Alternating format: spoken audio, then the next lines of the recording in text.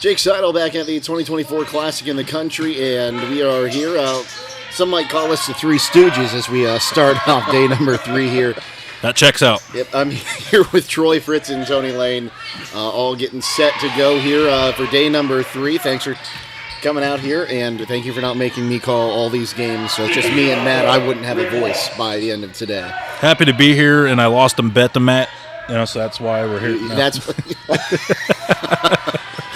Jake, Tuesday's always a quiet day for us after 3 days here, right? We don't talk much on Tuesdays. Yeah.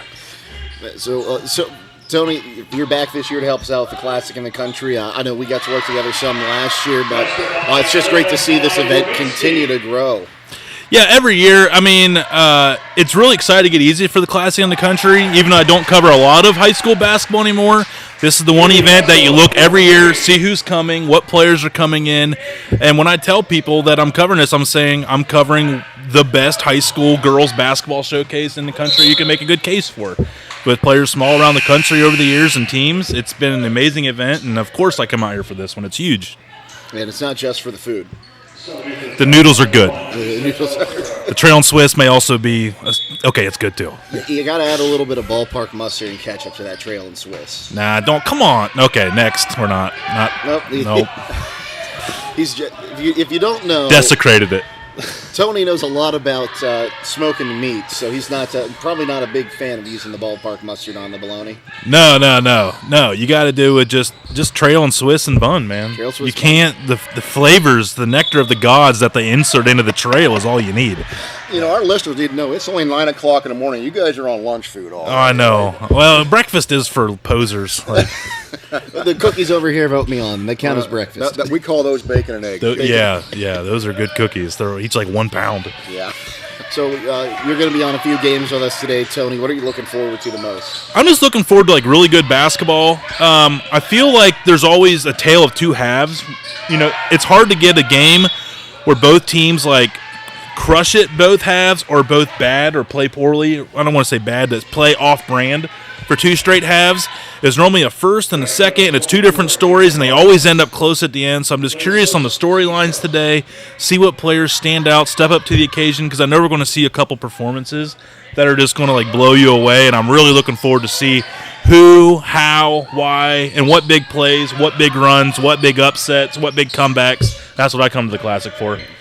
And Troy, I know the days are starting to run together for us a little bit, but we've seen some impressive showings, especially yesterday in that Laurel game, setting a record for not only most points scored in a game by Hall, but also potentially most rebounds and also potentially biggest comeback and highest scoring game in Classic history. Well, yeah, I mean, that was a great contest and very indicative of what we get here at the Classic in the Country. And the thing that stood out to me so far this year is the talent of the underclassmen that we're seeing. We're seeing freshmen and sophomores out here performing at extremely high levels. And I think it's really interesting. And you understand the freshmen and sophomores that come here at that talent level, they're not committed yet. It's too early. They don't know where they're going. So they're really putting forth their best effort, get in front of all these college coaches that are here in attendance to see what's going on. And, we've seen some very, very talented ball players here today at that underclassmen level and, across the board. Then we get the players that's been here for 3 and 4 years that are back year after year. It's fun to watch them grow. When you see that player that, was maybe 5'6" last year, this year they're 5'8" and much quicker. It's just amazing to watch and see what these kids are doing. Well, and speaking of those underclassmen, we're going to see a team from Michigan, Bellevue High School, the Tigers, coming in today with one of the top touted prospects as a freshman in the country. Sydney, and I'm so sorry, Sydney Slalom, I believe is what it is. Sounds good. Nailed it. Yeah, sounds good. Nailed it. But I'm excited to see her today. Michigan, much like Ohio, as much as I hate to admit it, a breeding ground for fantastic basketball players. No, I mean, there's some massive markets up there. Grand Rapids, Detroit, Saginaw, Flint, Ann Arbor, and then there's just, it's spread out. So you got some really nice schools in other areas up there, too. I travel that a lot for the day job. So you're talking about a record. What was the record last night for most points scored in the game? Because I didn't know this. I want a raw reaction. 43 points. Woo! Have yourself a game. I talked to Dave Schlaball. He said he didn't believe they ever had anyone get over 40 in the Classic before. She also had 18 rebounds and 5 assists. Well, I know. In what grade? She is a sophomore. She is indeed. That'll get some attention. We were looking forward to seeing her earlier in the year. They were here to play Highland earlier in the year, Jake. Sienna Hall was hurt that night, so we didn't get to watch her. So it was certainly a treat to see what that young boy, she is the real deal. Absolutely. I mean, that's why we come to the class. I just got done saying, like, that's the stuff you come out here to, come out here and cover. It's really exciting to see those kinds of things. Yeah, and you can watch it all on WKLM.live today.